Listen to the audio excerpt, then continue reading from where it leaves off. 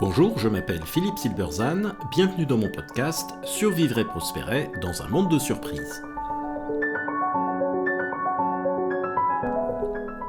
L'épisode d'aujourd'hui, quand plus c'est moins, Google, l'IA et le dilemme de l'entreprise intégrée.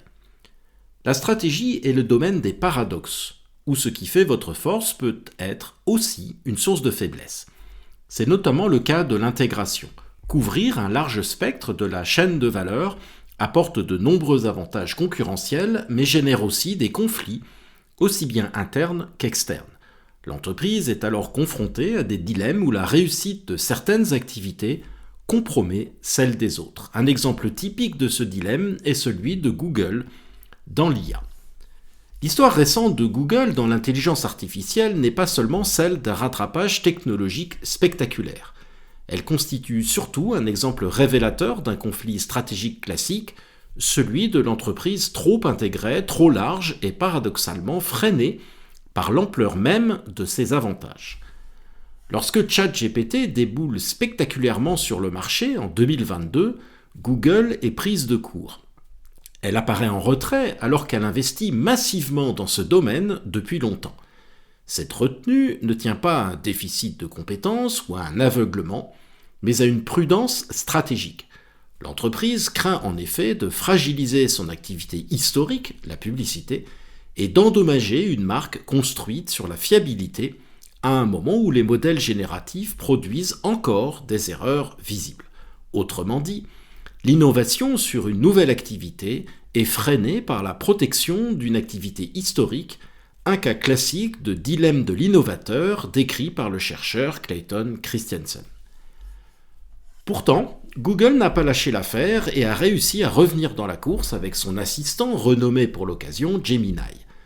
Ce retour montre sa singularité stratégique. Peu d'acteurs peuvent rivaliser par la profondeur de leur intégration.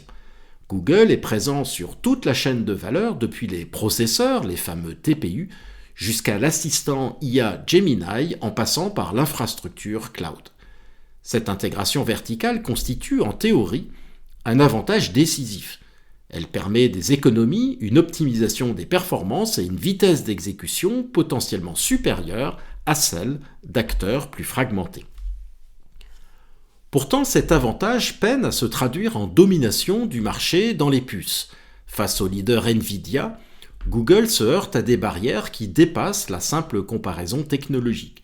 Nvidia bénéficie d'un écosystème logiciel devenu quasi standard, profondément intégré dans les pratiques des développeurs et des chercheurs. Mais au-delà de cet effet classique de plateforme, le véritable frein est plus structurel. Étant à la fois fournisseur d'infrastructures, de puces et concurrent direct sur les usages de l'IA, Google introduit une ambiguïté stratégique. Les clients potentiels de ces puces ne savent jamais si l'entreprise cherche à maximiser la diffusion de ces technologies ou à les utiliser comme levier pour renforcer ses propres offres applicatives et son cloud. Cette incertitude pèse sur la confiance, sur les décisions d'investissement et sur l'adoption à long terme. Elle peut aussi se traduire en tension interne lorsque les différentes divisions poursuivent des objectifs rationnels mais contradictoires. Par exemple, Google acceptera-t-elle de vendre ses puces les plus performantes aux autres assistants IA qui sont les concurrents directs de Gemini, dont la réussite est stratégique.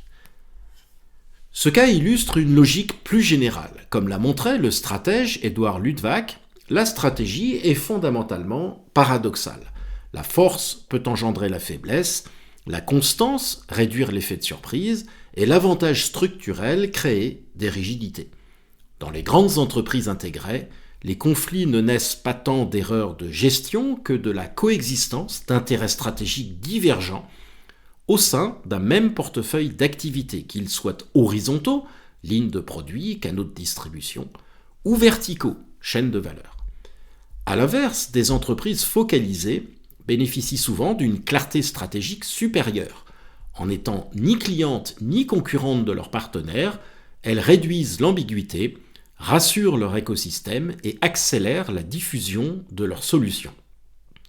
La spécialisation devient alors un avantage non pas technologique, mais bien stratégique.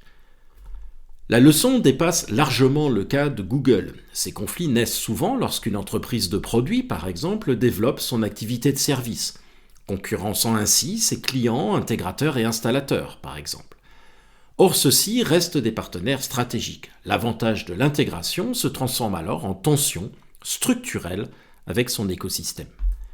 Le paradoxe de l'entreprise intégrée rappelle que la taille, la puissance et la maîtrise de bout en bout ne garantissent pas l'avantage concurrentiel. En stratégie, l'enjeu n'est pas d'empiler des atouts comme des briques sur un mur, mais de s'assurer qu'ils ne se neutralisent pas mutuellement. Parfois, savoir renoncer à une partie de la chaîne de valeur est moins une faiblesse qu'une condition de clarté et d'efficacité. En stratégie, plus, c'est parfois moins, et vice-versa.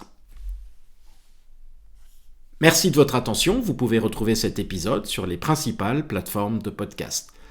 N'hésitez pas à vous abonner pour être informé des prochains épisodes. À bientôt!